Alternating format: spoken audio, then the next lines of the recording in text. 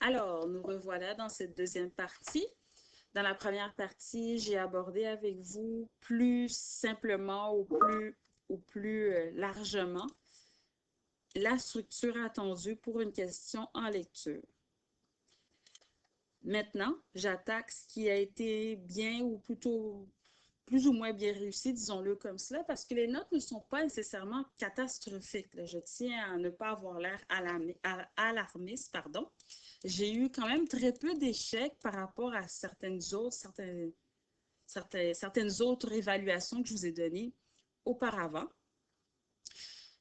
Dans cette question-ci, et pour cette question-ci, pardon, vous deviez me demander, ou plutôt me demander, je m'excuse, me dire si vous recommandiez la nouvelle littéraire que nous venions de lire, soit par effraction, à un public adolescent âgé entre 14 et 17 ans. La question a bien été réussie, comme je disais, pour la plupart d'entre vous, sauf que souvent, ce qui faisait la différence, par exemple, entre un 7 et un 10, c'était la distinction que vous faisiez entre les raisons que vous me donniez. Souvent, lorsque je lisais certaines réponses peut-être un peu plus faibles, j'avais de la difficulté à comprendre pourquoi, ou plutôt quelles étaient les deux raisons distinctement parlant, c'est-à-dire quelle est la raison 1, quelle est la raison 2.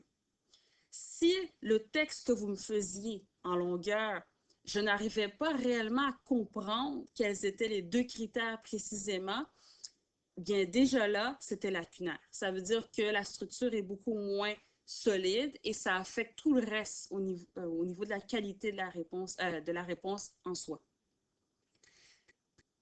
Quand je vous dis qu'il faut que je sois en mesure d'identifier quelles sont les deux raisons en elles-mêmes ou les deux critères sur lesquels vous étiez basé pour me donner votre réponse, ça veut dire qu'en lisant votre réponse, je suis capable en quelques mots, même si tu m'as expliqué ça en long et en large, en quelques mots, je suis capable de dire tel élève, il s'est basé ou elle s'est basée sur ce premier critère et ce deuxième critère.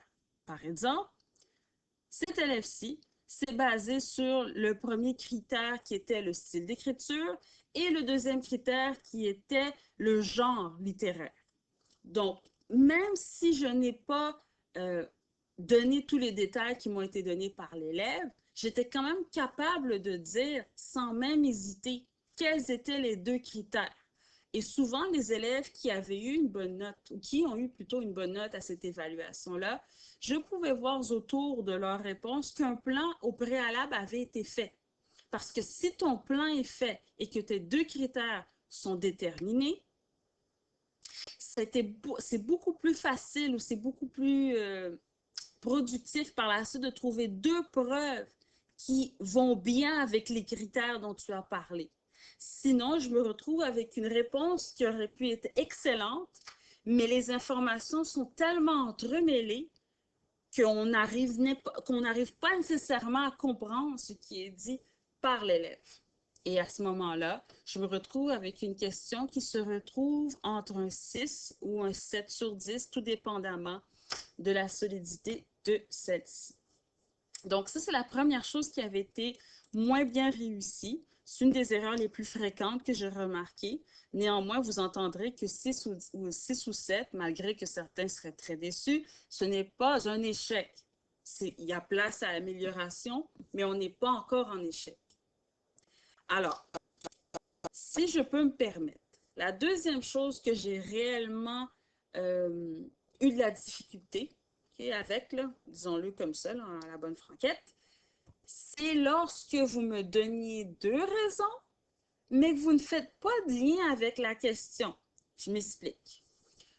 Beaucoup d'élèves ont commencé à me dire comment ils ont apprécié plus ou moins ou pas du tout le roman en soi. Ce qui en soi n'est pas faux, parce que je vous demande quand même de donner votre avis sur la qualité de ce roman-là. Par contre, la partie importante que beaucoup, pas beaucoup, mais un petit peu d'entre vous avaient oublié, c'est le fait que je te demande de me dire si ça va avec un public de 14 à 17 ans. Donc, si je te demande de me donner une raison ou des raisons pour lesquelles tu as aimé le roman, ça va. Mais n'oublie pas que mon but ultime, lorsque je te posais cette question-là, c'était de savoir exactement si ce roman-là, que tu l'aies aimé ou pas, conviendrait à une clientèle de 14 et 17 ans. J'essaie de vous montrer la distinction entre ce que je veux dire.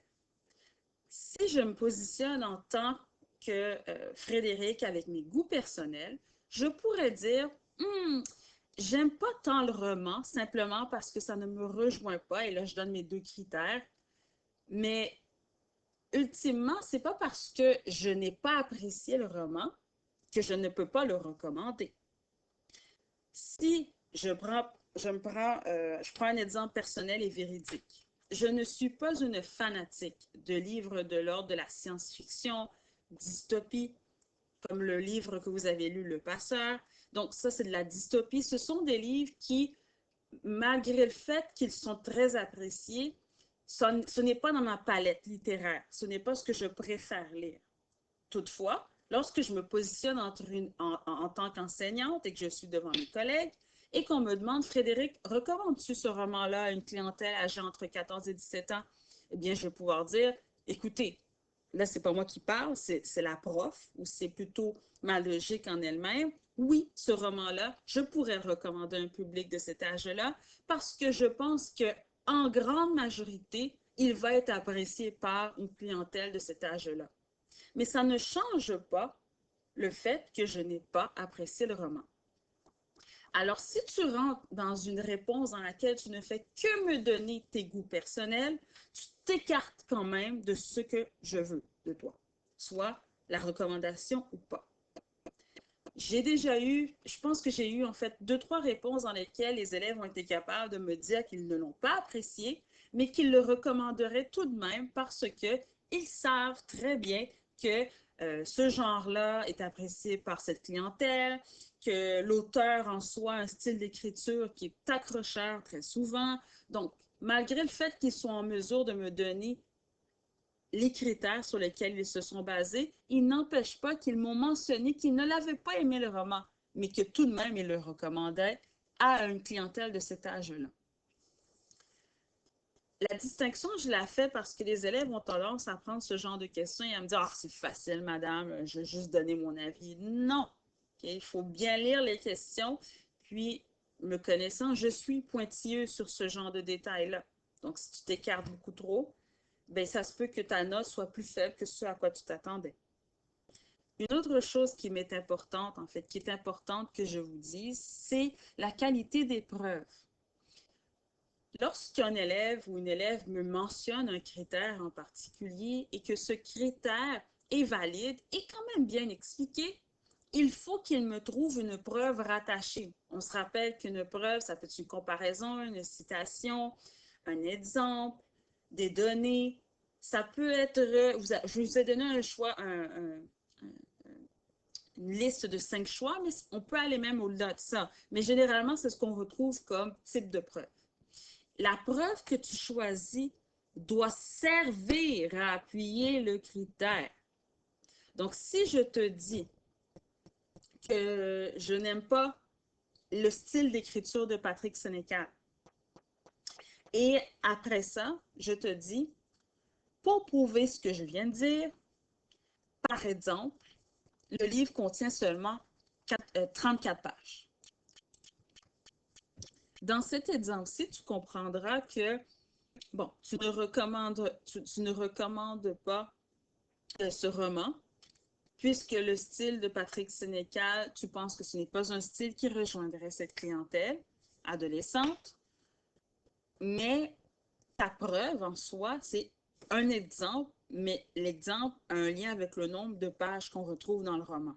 Okay? Vous voyez que je m'écarte. Il ne faut pas mettre une preuve, là c'est peut-être un peu extrême comme exemple, mais il ne faut pas mettre une preuve qui, pour moi, sort de nulle part. Okay? Donc, voyez ça un peu comme un gâteau. Okay? Ou même une aile de poulet. Tiens donc. Vous avez l'aile de poulet, vous avez l'os qui est l'affirmation, vous avez après ça la viande qui sont les raisons ou la raison. Et là, il vient le temps de rajouter une preuve. Ça fait toute la différence dans la solidité ou dans la qualité de quelque chose. Et là, au lieu de me mettre une sauce barbecue, tu me mets une confiture à la fraise. C'est pas très bon. Okay? C'est un peu boiteux comme exemple, mais je l'ai déjà utilisé à plusieurs reprises, puis on a l'image quand même. Je vais à la cage au sport, tout va bien, puis là, je vois que le cuisinier m'a mis la confiture aux fraises à côté de mon aile de poulet ou sur l'aile de poulet. Je veux dire, mais je veux dire, tu t'es trompé à un moment donné dans qu'est-ce que tu faisais. C'est un peu le même principe. Alors, je veux simplement le mentionner que ce sont des détails qui peuvent sembler même pas évidents nécessairement, mais ça fait appel quand même à une certaine rigueur lorsqu'on répond à une question en lecture. Puis pour ceux et celles qui veulent aller au cégep, ce ne sera que ça, okay, les cours de français. Donc, il faut être habitué à avoir une ligne directive et ne pas nécessairement tourner à droite et à gauche, puis maintenir cette ligne-là. Donc, les principales erreurs, c'est celles que je vous ai nommées. Ceux et celles qui ont pris la peine de regarder cette vidéo, pardon, j'espère que vous retiendrez que l'essentiel est de réellement répondre à la question qui vous est demandée, de ne pas nécessairement prendre des chemins plus rapides parce que ça vous semble plus rapide, mais ça vous semble suffisamment bien. Non. Okay. Il faut être rigoureux.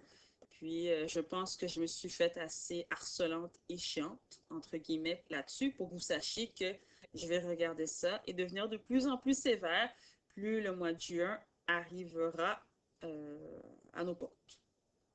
Alors voilà, c'était la deuxième partie.